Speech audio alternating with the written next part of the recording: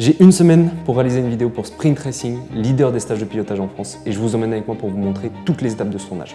Moi c'est Adrien, je suis vidéaste professionnel et passionné d'automobile. Vous vous en doutez, c'était logique qu'à un moment mes deux passions se rejoignent. J'ai fait pas mal de projets pour des organisations sportives, des concessionnaires et des particuliers, mais là c'est différent. Ce projet, j'y ai souvent pensé. C'est une idée que je n'avais jamais pris le temps de concrétiser et c'est maintenant que je me décide à le faire. Première étape, trouver la musique. J'ai une idée en tête de ce que je veux, donc ça devrait pas être difficile à trouver. Du coup on cherche. On cherche encore. Bon, c'était un peu plus long que prévu, mais j'ai enfin la bonne musique. Du coup, on passe à la deuxième étape, le découpage technique. Le but d'un découpage technique, c'est de connaître à l'avance l'ensemble des plans qui vont être réalisés pour gagner du temps au tournage. Du coup, il faut faire appel à son esprit créatif, imaginer le résultat final avant même d'avoir tourné une seule image, écouter la musique pour caler chaque plan au bon endroit, encore et encore. Mais j'ai une petite astuce qui m'aide grandement à me projeter. Je fais du sim racing et j'ai réussi à trouver le circuit de la Ferté-Gaucher sur Assetto Corsa. Du coup, on va prendre la voiture qu'on va utiliser pour le tournage et faire des tours avec pour voir ce qu'on peut faire comme plan. La deuxième astuce, si vous dessinez un petit peu, c'est de mettre sur le papier tous les plans que vous avez en tête. Ensuite, on vient les photographier, on importe toutes nos photos dans DaVinci et on fait un pré-montage du projet. Une fois que c'est fait, on a une vision beaucoup plus claire de ce qu'on veut et on peut passer à l'étape 3, le tournage. Jour J, on se retrouve sur le circuit de la Ferté-Gaucher. Du coup, là, on va tourner les plans d'intro. On a moins de 4 heures pour tourner tout. On a 4 véhicules à notre disposition. Une GT4 RS Fuchsia, une McLaren 600 LT bleu Curacao, une Ferrari 296, et une deuxième GT4 RS Acid Green, c'est celle-ci qu'on va utiliser pour le tournage. Donc là on va filmer les plans d'introduction, donc on a le slider et on va faire un petit plan sympa. Tu peux te rapprocher d'un tout petit pas. 3, 2, 1, action. Coupé.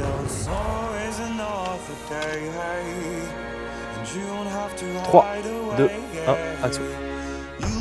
En parallèle, on a tourné les plans d'outro hier. Sprint était présent sur le circuit pour le week-end, donc on a profité d'avoir du monde pour tourner les plans de fin. On a pris un petit peu de retard dans le tournage, donc on n'a pas eu le temps de tourner les plans vlog, mais pour vous résumer, tout se passait bien jusqu'à un moment. Je vais vous expliquer ce qui s'est passé. Le matin, on avait pu tourner pas mal de scènes. Et l'après-midi, il nous restait les rolling shots et les plans GoPro à filmer. En ce qui concerne la GoPro, j'avais fait quelques tests de fixation sur une voiture quelques jours auparavant. Comme vous pouvez le voir, elle était solidement accrochée avec quasiment 3 points de sécurité. Le souci, c'est que le jour du tournage, je me suis précipité pour rattraper le retard du matin. Résultat, je n'ai pas sécurisé la GoPro et en plus de ça, je l'ai fixée sur le passage des essuie-glaces sans prévenir le pilote. À la fin de son tour, Tanguy a actionné les essuie-glaces en voulant nettoyer son pare-brise. Résultat, le premier balai est passé, le deuxième est venu se loger sous la ventouse et là...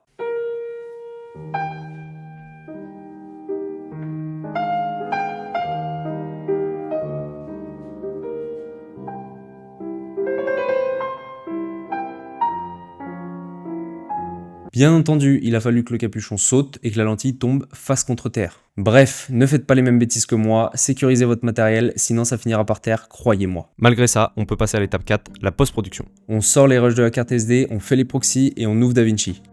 Après avoir organisé notre chutier, on attaque le dérush. Là, le but, c'est de séparer les plans inexploitables des plans qu'on pourrait retenir pour le montage. C'est un travail long, mais j'aime bien ce moment, on réfléchit pas trop, ça devient mécanique, et on peut accompagner ça d'une petite musique de fond, c'est...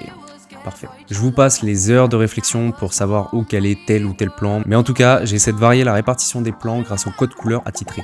Chaque catégorie a une couleur et ça me permet de voir visuellement si dans ma timeline j'ai trop de plans d'une séquence ou d'une autre. Par exemple, le drone est en orange, si à la fin de mon montage je vois trop de orange dans ma timeline, je sais que j'ai mis trop de plans drone. Et maintenant, on est parti pour plusieurs heures, voire plusieurs jours de montage.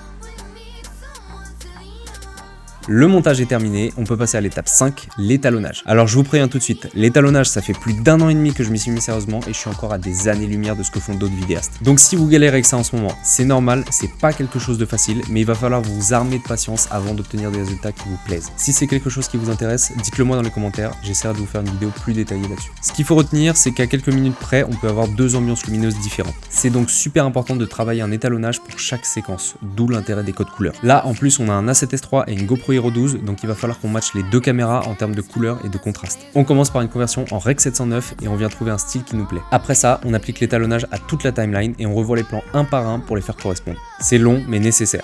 L'étalonnage est fini, donc on peut passer à l'étape 6, le sound design. Le sound design, je l'ai négligé pendant longtemps comme beaucoup d'autres vidéastes et croyez-moi les gars, c'est super important. Regardez juste cette séquence avec sound design.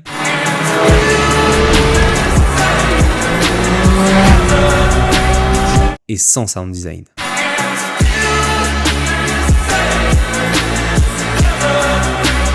Pas mal, non? Mais pour ça, on a besoin de sons d'une GT4 RS. Deux solutions. La première, c'est de prendre des sons sur YouTube. Alors oui, c'est rapide, mais c'est pas top en termes de qualité et de réalisme. La seconde option qui s'offre à nous, on revient au circuit avec du bon matériel.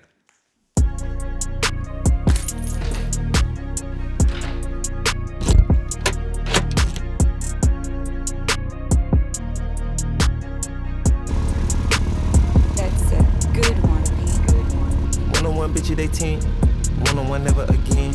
Don't get the cake in the butter, I kinda like hustle the money all in. Rhyming the town in the drop top coupe in the motor in the trunk, you can hear it.